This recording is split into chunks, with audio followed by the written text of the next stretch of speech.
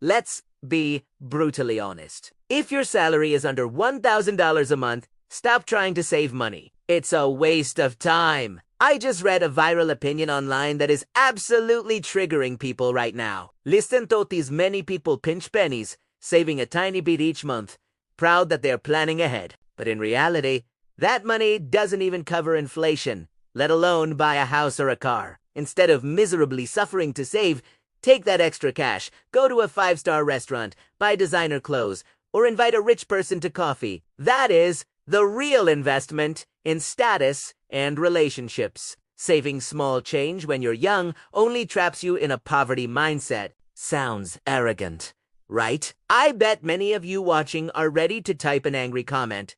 This is terrible advice. What if I get sick? This is just fake rich mentality. I get it. When I first read it, I was annoyed too. But hold your fire. Give me 10 minutes. We are going to dissect this, because behind this seemingly arrogant statement lies a brutal truth about money that no one dares to tell you. Is skipping breakfast and hoarding pennies actually making you rich, or is it keeping you poor? Let's find out. First, we have to admit one part of that statement is true. The hopelessness of saving small amounts against the storm of inflation. Let's do some simple math. Say you earn a low entry-level salary. You live super frugally. You suffer, and you manage to save $100 a month. In 1 year, you have $1,200. In 10 years, you have $12,000. After 10 years of suffering, you take your $12,000 to buy a house. Guess what? Guess what? The house that costs $100,000 today will probably cost $200,000 in 10 years. Your 10 years of savings might not even cover the increase in price for a single year. What is that feeling? It's despair. The quote mentions that saving pennies makes your mindset petty and confined. It hurts to hear, but it refers to the scarcity mindset. When your brain is constantly calculating the price of a cup of coffee or parking fees, you stop seeing opportunities. You only see risks. You become afraid to quit your job for a better one because you're terrified of losing that tiny monthly surplus. You settle. That is the trap the author is talking about. So, on this point, I agree. Starvation saving on a low income is the slowest road to wealth. But the second part of that advice, that is dangerous. That is toxic. Take that extra cash. Go to a 5-star restaurant. Buy designer clothes. That is investing in status. This is a massive logical fallacy. The author is confusing self-improvement with flexing. Listen to me closely. If you are broke and you take your last bit of cash to eat a fancy steak just to post a photo on Instagram, you aren't investing. You are just full and you have a few virtual likes. You buy a Gucci bag on credit just to impress your friends. You aren't building status. You are building debt. Real wealthy people, they have a radar for this. They can smell desperation and fake wealth from a mile away.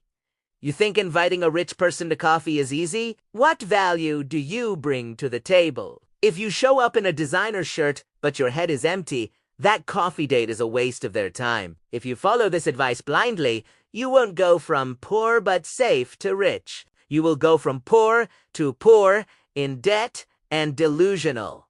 That is the consumerism trap.